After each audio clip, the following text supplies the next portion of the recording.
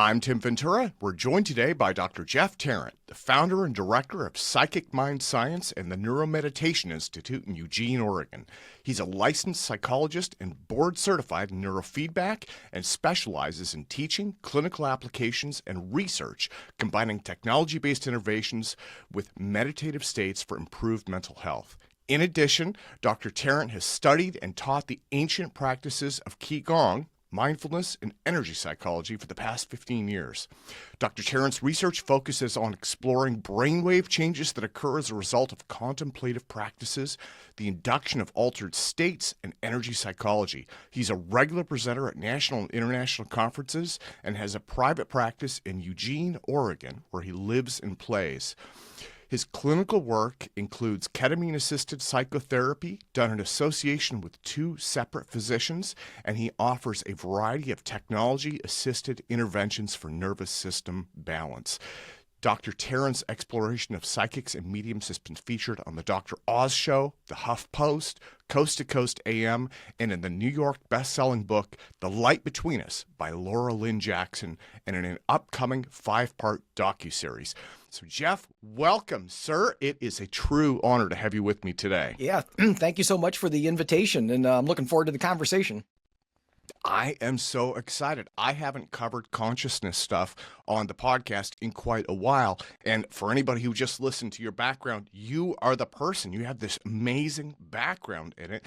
And the thing that I love about it is it's all data-driven as well. So thank you so much. Yeah, at least some of it's data-driven. Well, hey, consciousness is all over the map, right? So for sure. And so today we are talking about consciousness research. I do want to touch on the telepathy tapes just because that is making the rounds, but I want to start with your origin story. You have a PDF on your website that describes the case of a woman named Janet Meyer who reportedly speaks in tongues. So I guess that's your superhero origin story. What made you explore that case? What did you learn, and how did you get your powers? Sure. Yeah, and I'm not sure I'm the one that has the powers. I just look at people that do have the powers. But at the time, so this was, I guess, 12 or 13 years ago, and I was working at the University of Missouri as a health psychologist. And one of my students who was getting ready to graduate, and we took him out to dinner, and he said, "Hey, I want to tell you about my mom." His mom is Janet Meyer. And I said, "Cool. Okay, what about her?"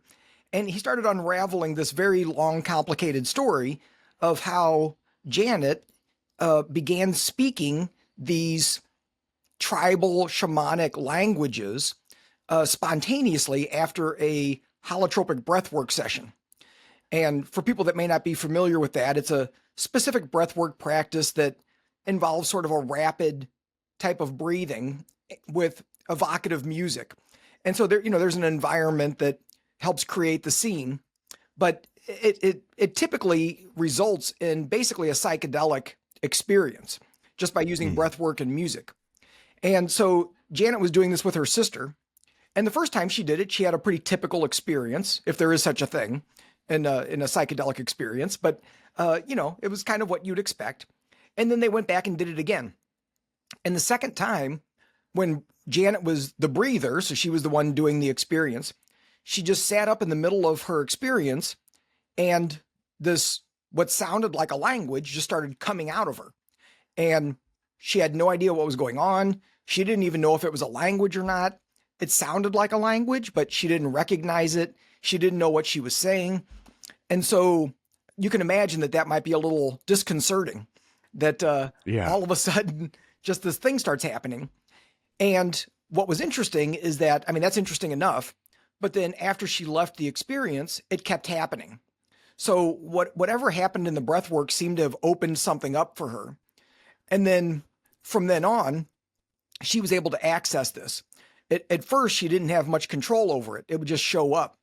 But then over time, she was able to gain control, so she could essentially turn it on or turn it off at will.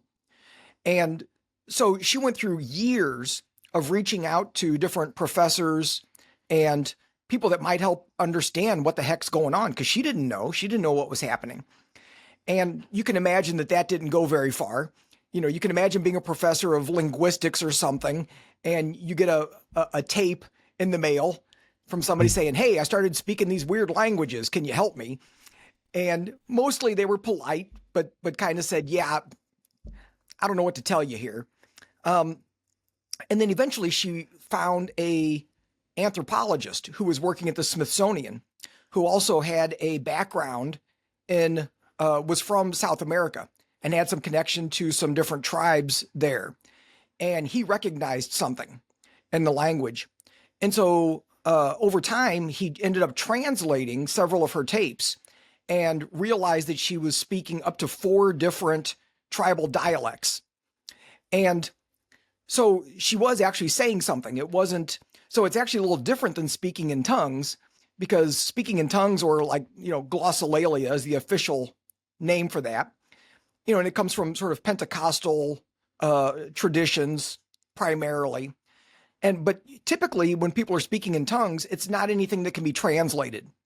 It's just sort of the energy of God, so to speak, coming through the person, and it comes out in this, what sounds like a language. But in this case, it is a language because it was able to be translated. and so it's really remarkable, because Janet, she still doesn't know what she's saying. She can get a sense of it sometimes, like what maybe the meaning is behind it. But so anyway, her son that I was working with at the university said, told me the story and then said, "Hey, do you want to map my mom's brain?" And I was like, "Sure." And of course, at first I'm like, this sounds crazy. This just, like, how can this be? Right. But, Janet is the most down to earth person you would ever meet. If you met her at the grocery store, you would never in a million years guess that this was part of her life. Right. She just seems like a sort of an average, normal person. Right. And she was very sincere, and she wants to understand this as much as everybody else. So we got along great. And that's what started all of this, was mapping Janet's brain, trying to understand what that might mean. And then she started introducing me to a bunch of other psychics and mediums, because that's another part of Janet's life as well. She was already practicing as a psychic medium, and then this thing happened. So, this became her next superpower. She already had a couple. Okay. But then she started introducing me to this other world of psychics and mediums that I was not a part of. And, as they say, I guess the rest is history. I've just kind of continued exploring and asking questions and studying as many people as I can get my hands on. It's amazing, because these experiences happen to all of us, and we can't predict them, we can't explain them, and a lot of times something inside of us wakes up. And it sounds like something inside of her woke up, and as you studied it, you came to realize that there was something there, and something inside of you woke up as well, right? For sure, yeah. I've gone back and forth in my life between, being a believer in all things weird, and also being super skeptical. Yeah. And, there was a time in my life where, I had a subscription to Skeptic Magazine and Skeptical Inquirer, and was convinced that none of this stuff was real, that it was just, imaginations or wishful thinking or ways that humans trick themselves. And I certainly think that happens. We're very good at deluding ourselves as humans. And at the same time, I've seen enough things now that I'm convinced that these things do exist. And so then what do we do with that, right? If we see these things and it's like, okay, this is real, at least in some circumstances, now what do we do? How do we make sense of this?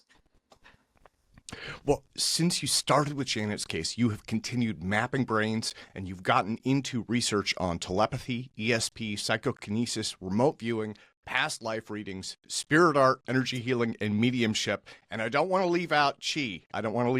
So you've got this amazing diversity of things that you have studied. And again, you're data driven, right? You are putting people on the EEG. You are studying brainwave patterns. You're trying to understand the mechanisms that are at work, right?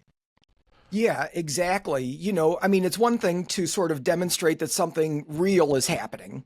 But that's never really been my I mean, I have been doing some of that work of sort of demonstrating that there's a real effect. But most of it has been just trying to understand, well, how is the brain changing in relation to these experiences? And, one of the things that I appreciate about having such a diverse set of participants in these case studies is that, over time, I've collected enough data that you start to see patterns that you may not see if you only looked at one or two people. And so for me, that's the exciting part, is that starting to see, oh, wait a minute, there's certain things that show up over and over again. And, that might be meaningful for the rest of us in terms of, can we use this information to sort of reverse engineer? And, if we know that certain parts of the brain are involved, how can we tap into that for ourselves, for the rest of us that want to expand our own potential? Well, have you seen any smoking guns with tools like the EEG, or are there other tools that may help elucidate better answers? I mean, it shows brainwave changes, right? But that's something that people have known about for decades. Is there anything that's kind of leading us towards a better understanding of the mechanisms involved?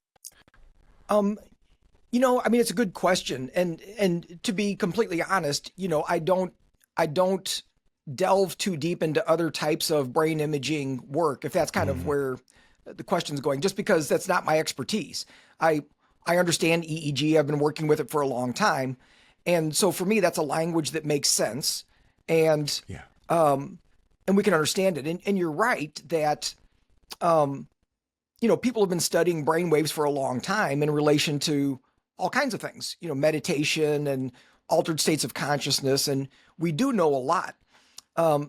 What I find particularly interesting, and this may be relevant for other types of brain imaging as well, is that to some degree, the brain waves don't seem to be the most consistent predictor.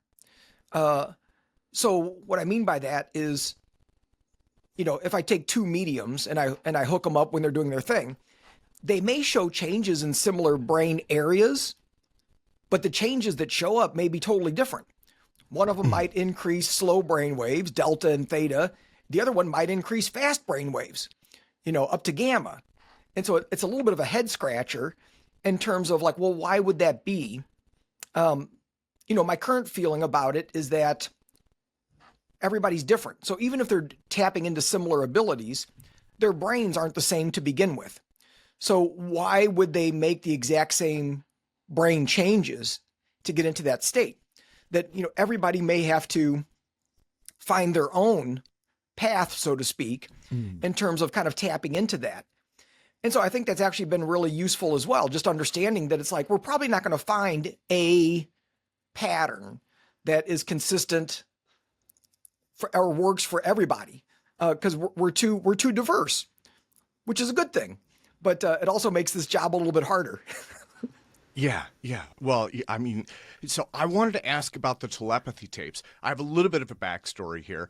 Probably everyone in my network, I've had 30 or 40 people send me telepathy tapes, YouTube videos over the last couple of weeks. And I reached out to Julia Mossbridge, whom I absolutely adore, and said, Julia, let's do something on telepathy tapes. And she said, well, wait, aren't you doing an interview with Jeff Tarrant? Jeff Tarrant is your person for the telepathy tapes.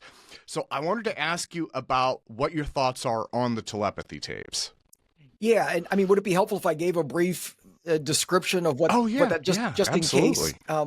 just in case somebody that's listening to this hasn't listened to the telepathy tapes yet. But so, it's a podcast, it's a 10-episode podcast. And, really what it's doing is following a group of quite a few, maybe 20 different non-speaking autistic individuals that are highly telepathic.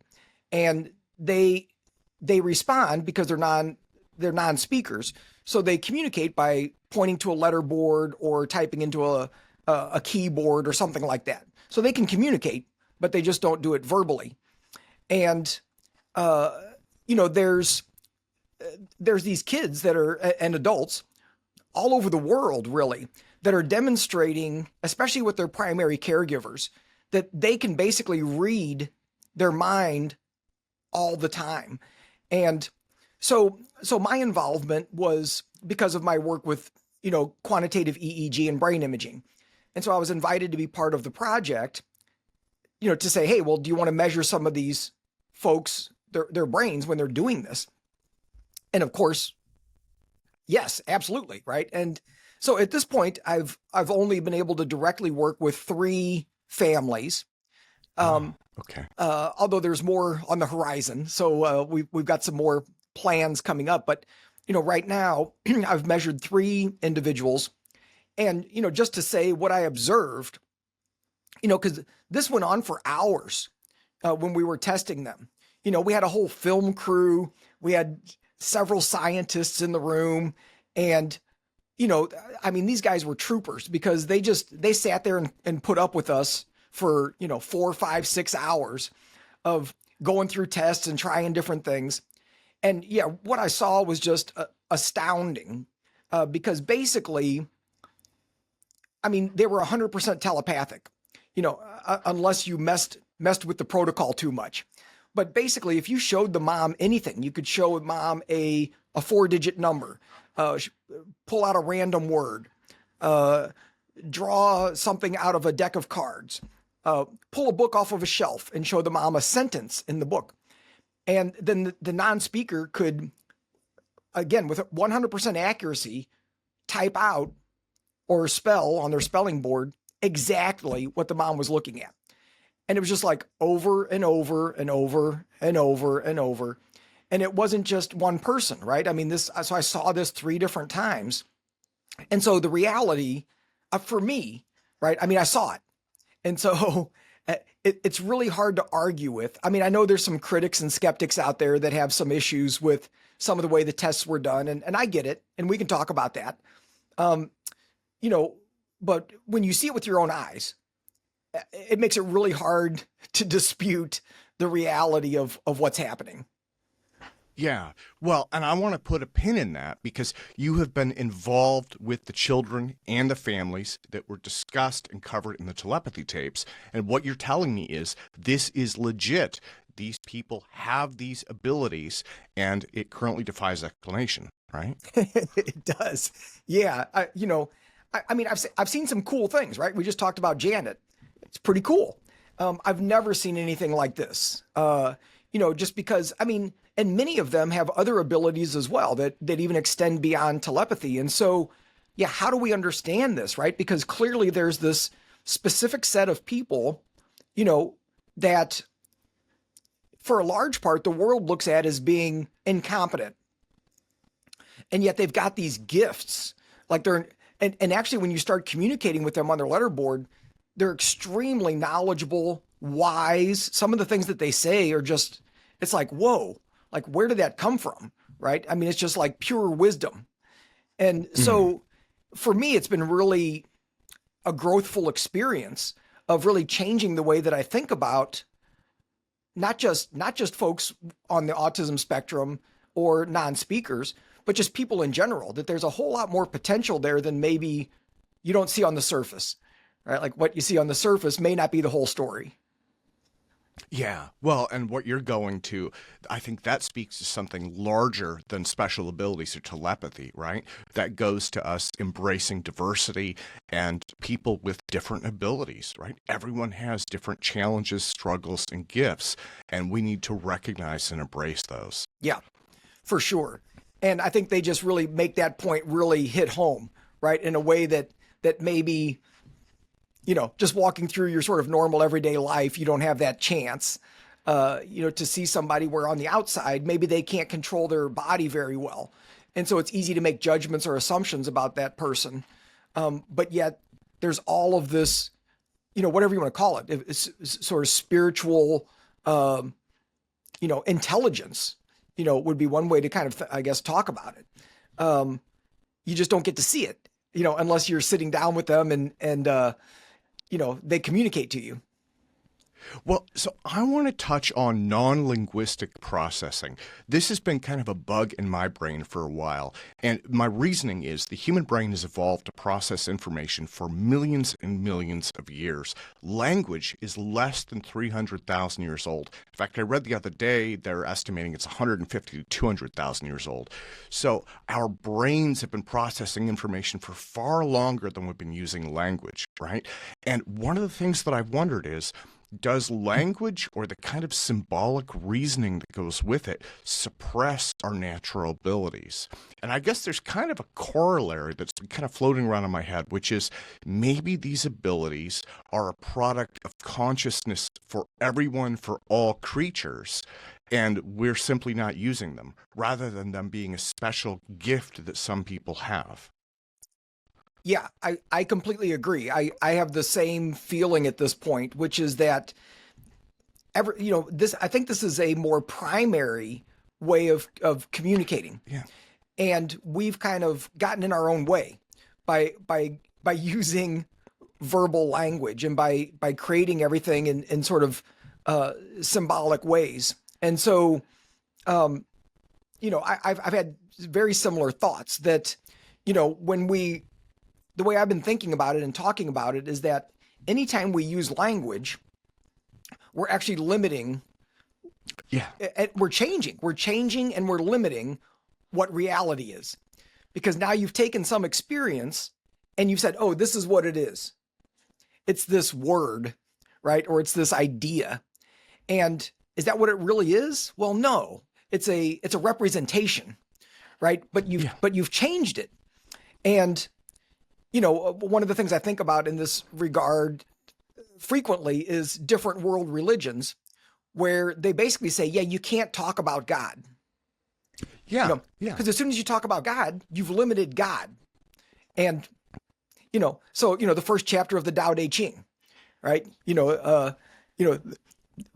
Paraphrasing, but, the word to describe the Tao is not the Tao, right? You can't talk about it. Judaism talks about that. You can't talk about God because you've already messed it up. And so to me, I think that's a really great example of this idea that as soon as we put language on something, we've changed what it is and it's not pure anymore. And so I think maybe that could be partly why some of these non-speakers are so tuned in. In fact, they report, if you listen to the telepathy tapes, they talk about that having to use language is so much harder and so much clunkier that many of them are like, you know what, I'm just not even going to do it anymore. I'm just going to communicate telepathically. I'm not even messing with this. Well, let me jump in right there, because I want to take this one step further out. There are a group of people who claim to be communicating with UFOs or non-human intelligence using teams of psionics, right? A gentleman named Jake Barber has come forward as a whistleblower and made claims that that is being practiced, I guess. And at first blush, it's very far out there. It's hard to believe. But it did occur to me that a civilization from another star, millions of years more advanced than us, probably isn't going to be using rudimentary symbolic language, right? They are not going to be using words like we use them because it doesn't communicate well. I mean, you look at our own machines. Computers use binary language, but they use these incredibly dense streams of bits to communicate. They're not using words and rudimentary symbols. So do you think potentially these communications that people claim to be having with NHI could be the product of direct conscious communication without language, the same way that the children from the telepathy tapes are communicating? Yeah, I mean, it's not my strongest area of study, although I'm very interested in it. The UAPs and all of the information that's been coming out recently. And yeah, to me, it actually does make sense, right? That, perhaps these psionics, essentially it's telepathy, right? I mean, it's just telepathy with whatever, this other non-human intelligence. And actually, isn't it the same thing when you look at mediumship? If mediums are talking to spirits, whatever that is, well, they're not talking to them verbally, right? Like they're getting information and then they're translating it into words so that the rest of us understand what the heck they're talking about. Which is actually, when you talk to the mediums, it's a lot of places where things get muddled, is trying to translate it. They're getting information and then they try to bring it down and give it to somebody. And then the other person listening is like, well, that doesn't quite fit. And it's like, maybe they're getting the wrong information, but maybe the issue is that it's hard to translate and put into language. And so you're limited. But so I think a lot of these things are basically examples of telepathy, right? That there's this sort of way of communicating that is outside of using normal words. Yeah. So I want to ask about, like, everything you've described so far pertains to information, right? Communications, distant awareness of potentially future or past events, things like that. It's all information based. The ability to influence quantum probabilities, from what I have seen, appears to be real. I have heard that micro telekinesis may be real, but there are other things that people have claimed, these larger scale phenomena, like Uri Geller has been bending spoons for decades. People talk about channeling ancient gods, things like that. I mean, when you get into these larger scale phenomena, do you think that those are there, or is this really limited to kind of information transfer and processing? No, I think there are other, I've done some studying of like psychokinesis and, convinced that is a thing, that people can manipulate data. They can also manipulate physical objects. Some people can. Okay. And so, Uri Geller, but even in, less obvious ways, right, of sort of, I've seen people do some really interesting things of moving a ping pong ball around on their desktop or whatever it might be. And so, some of these things, again, I've seen, and actually the data that's out there is very strong. However, the effects are really tiny, right? So, Yeah. This is the interesting thing. It's like, yes, statistically, yes, these things are real. It's been demonstrated over and over and over again. Anybody that's read any of Dean Radin's books, he goes into great length to talk about this, that the data's there. There's, if you look at the data, there's no arguing that these things are real, but the effects are so small that it's almost kind of like, well, who cares? And I think that's what makes things like the telepathy tapes really interesting, because all of a sudden it's like, oh, wait a minute. This isn't just a slight little effect.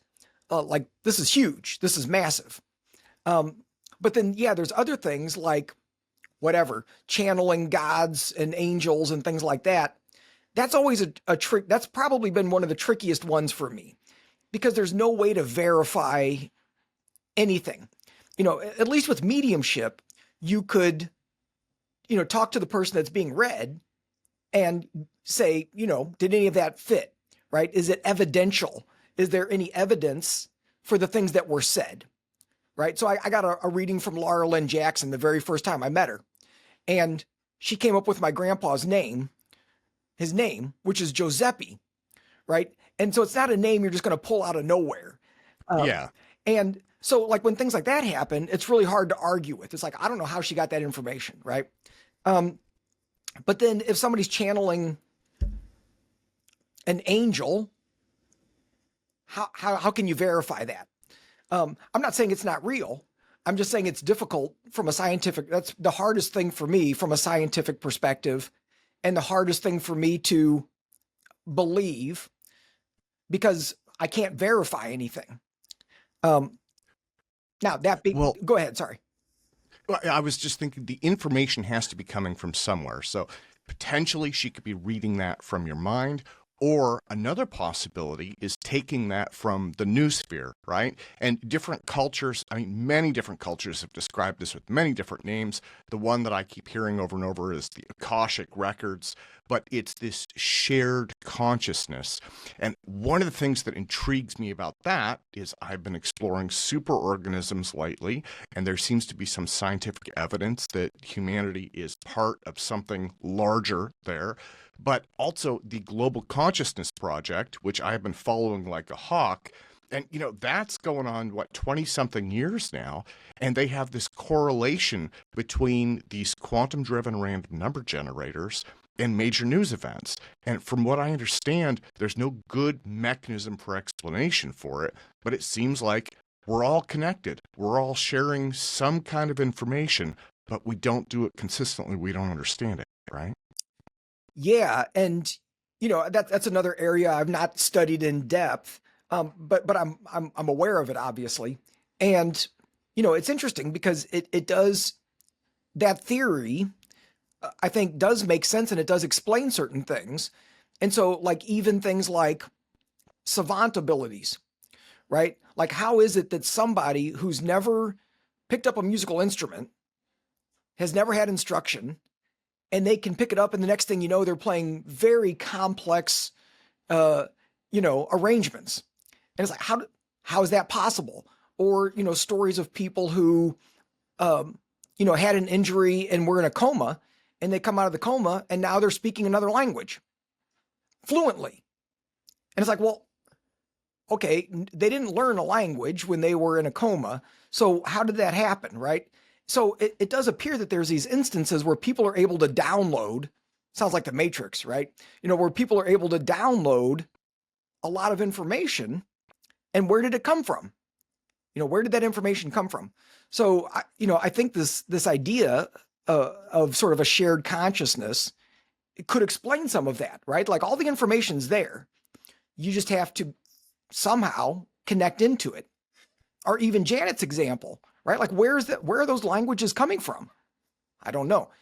Is it somebody who's alive in the Amazon right now? Is it a spirit? Is it information that's out there in the Akashic records? I don't know.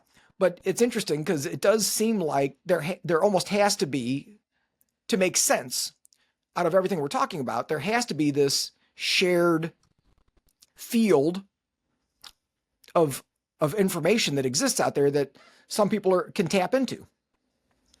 Well, and for me, this comes back to the superorganism idea. And again, I'm feeling like I'm being preachy. I don't want to preach to people about this, but something bit me about that. I've done 4 or 5 interviews on different aspects of that. But the thing that interested me about that was, again, I did an interview with Byron Reese. He wrote a book on the idea.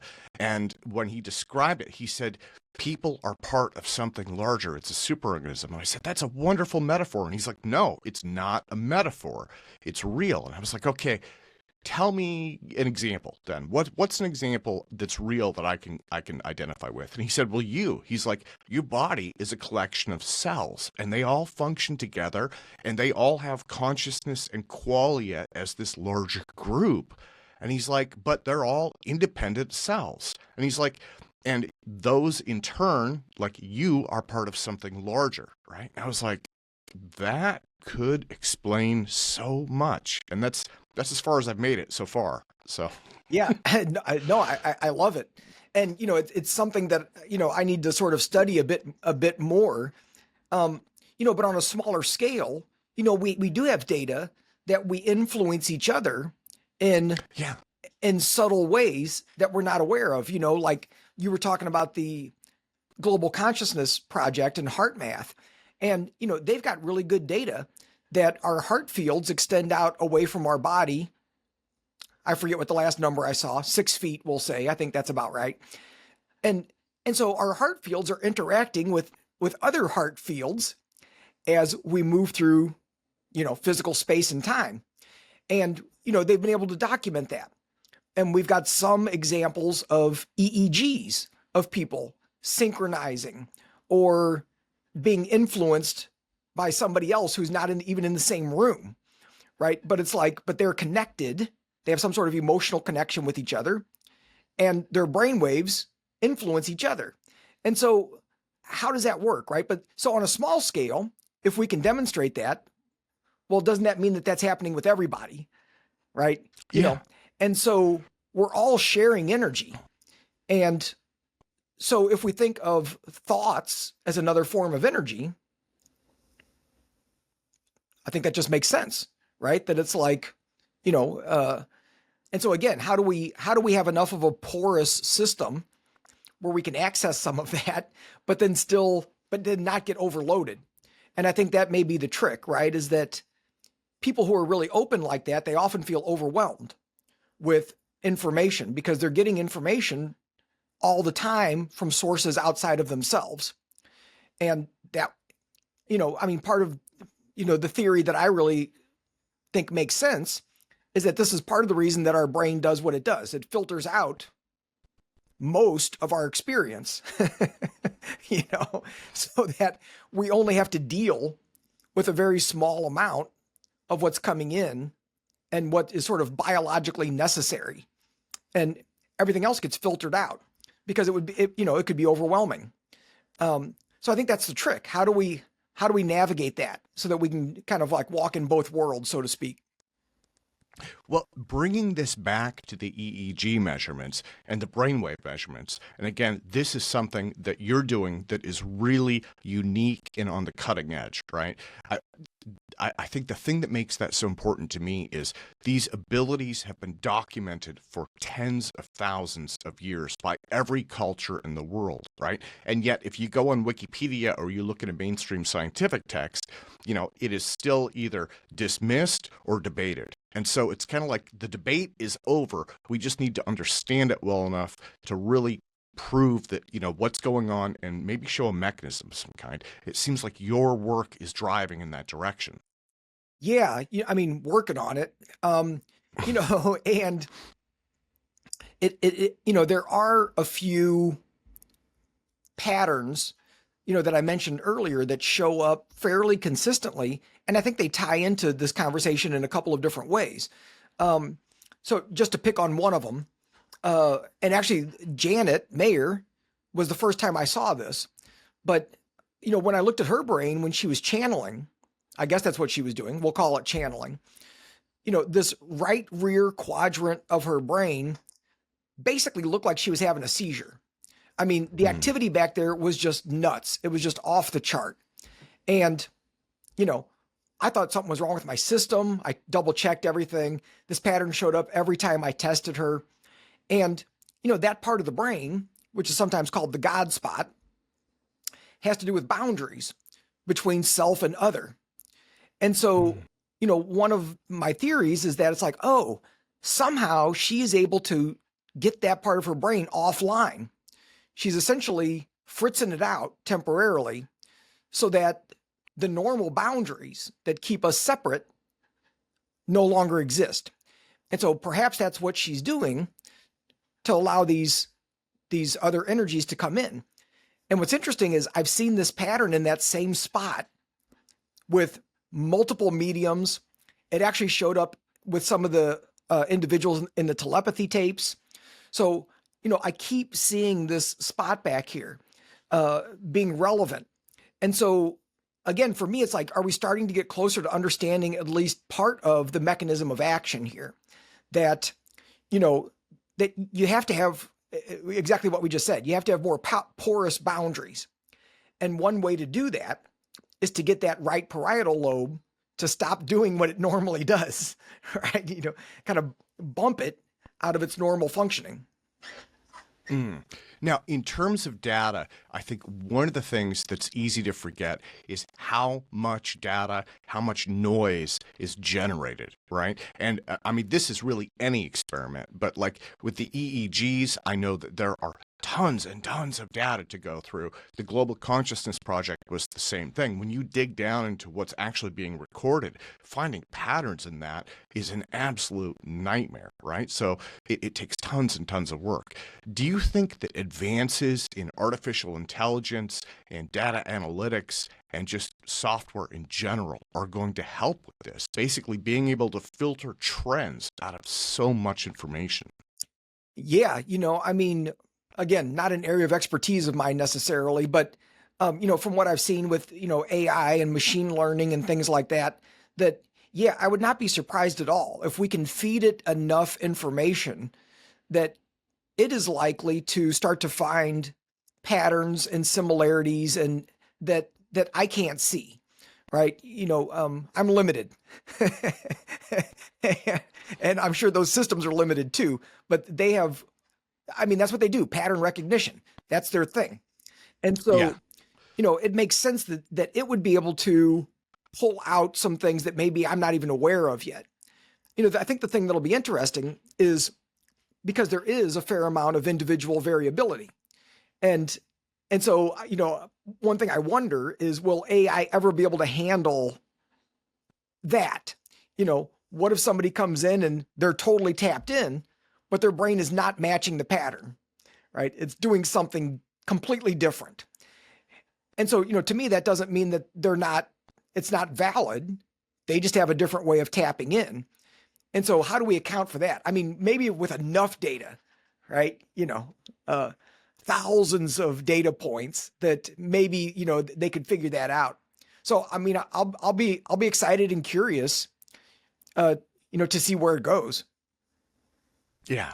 Well, the other thing I wanted to ask about was if advances like the Muse headband and off-the-shelf EEG technologies might open this up for audience participation, I guess, for lack of a better word, right? Like open source projects where you might potentially have hundreds or thousands of people, and then scientists like yourself could drill down on a massively parallel database and say, look, here's what all of these people are experiencing.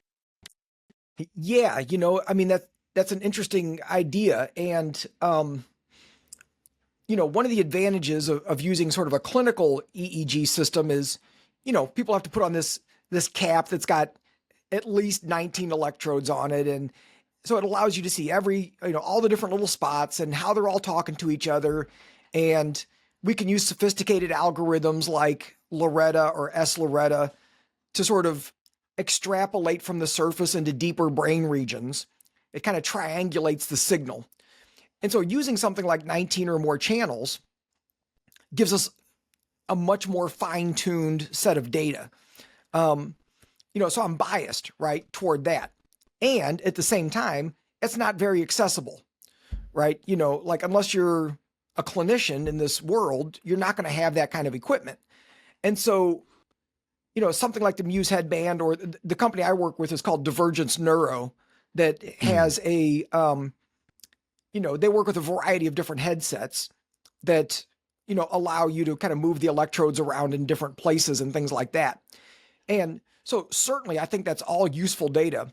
The place where I get hung up sometimes, and it's nothing against any of those companies, but, the electrodes are usually fixed or they're limited and where you put them.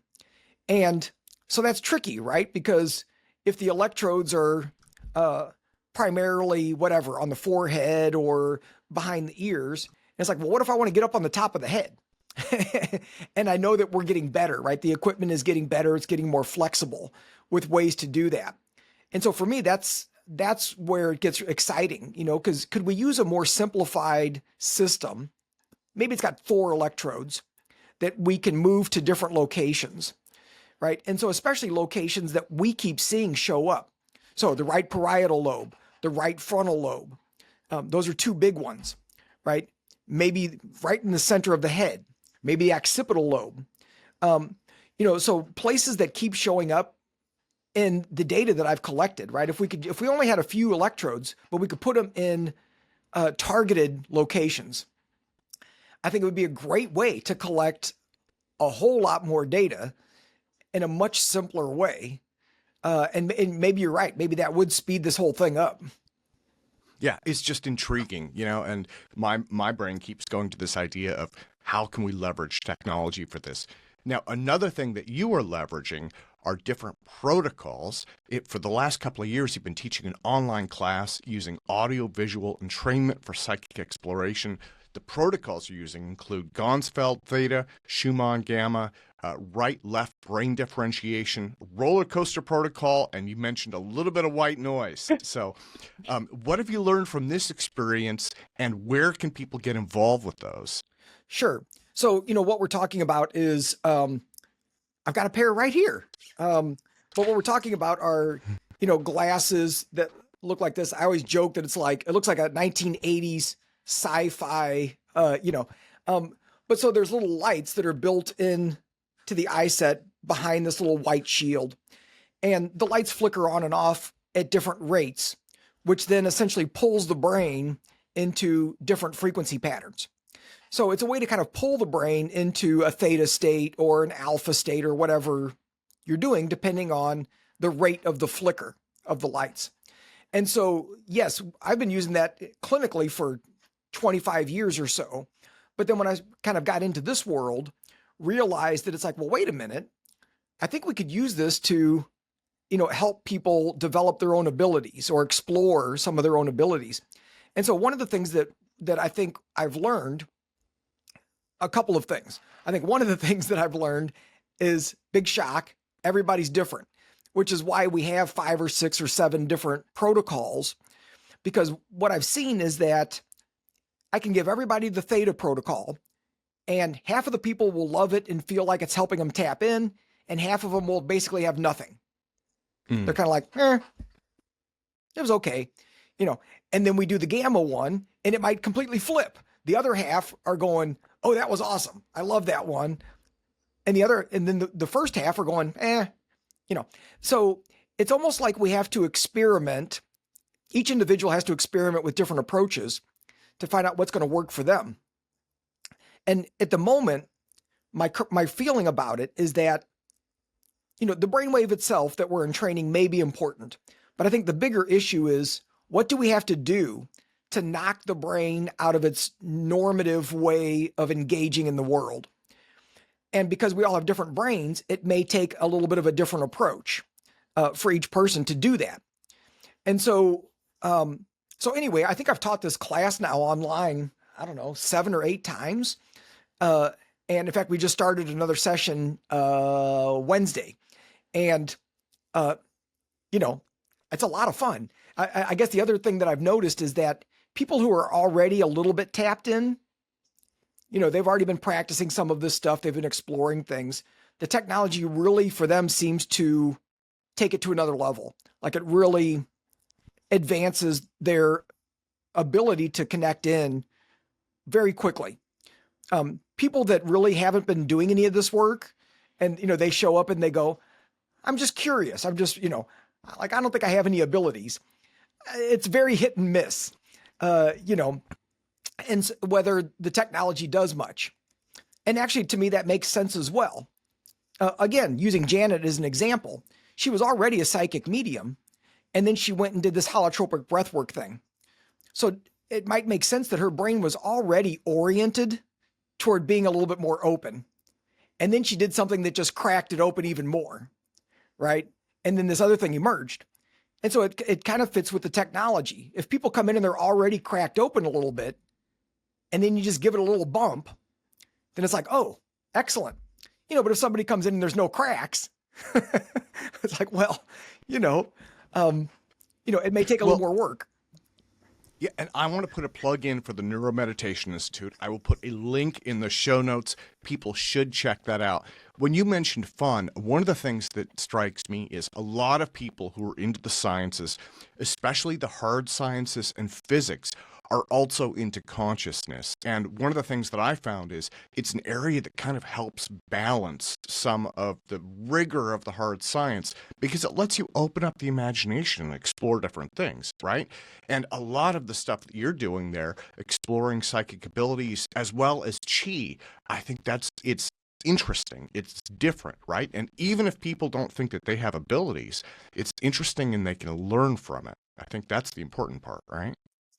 Yeah, exactly. One of the things that's really fun for me about all of this is even if you do some sort of an exercise or an experiment, or you use some sort of technology and you don't have any big experience, you don't connect to the spirits of your ancestors, or, there's not, fireworks and rainbows, it's just a pretty boring experiment.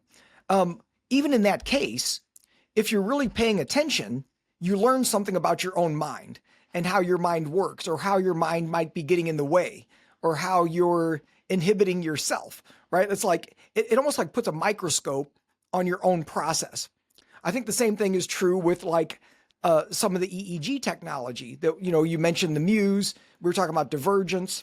Even if the meditation itself isn't your thing, as soon as you put that on and you're getting feedback about your internal state, now you're paying attention differently. You're paying attention to your internal state in a way that normally you don't have access to. And I think that by itself is really valuable, right? You can learn a lot about your own internal process by working with this different tech. You know, that reminds me of a few years ago, I went to a psychic tarot reader several times. Somebody said, you have to go see this lady. She is amazing. You have to go see her. So I did. You know, I went there, I think 4 or 5 times, spent the money, very nice person.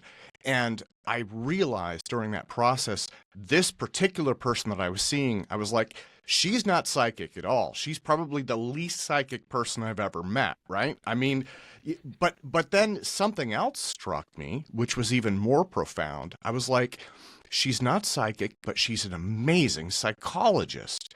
And then I started to realize part of this tradition, right, which goes back thousands of years.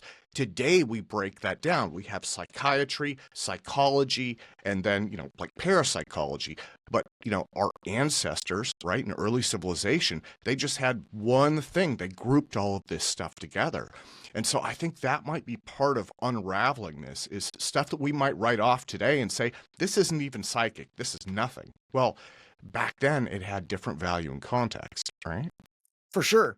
And, you know, I think you're bringing up a really valuable point, right? Like with the tarot, right? Certainly people can use the tarot and tune in psychically, but also, you know, if you just sort of know the images and know the archetypes and what those represent, you know, Yeah. and then you start talking, and it's like, again, it's a mirror to help you look at yourself, right? You know, like, it's like, well, here's what this card is about.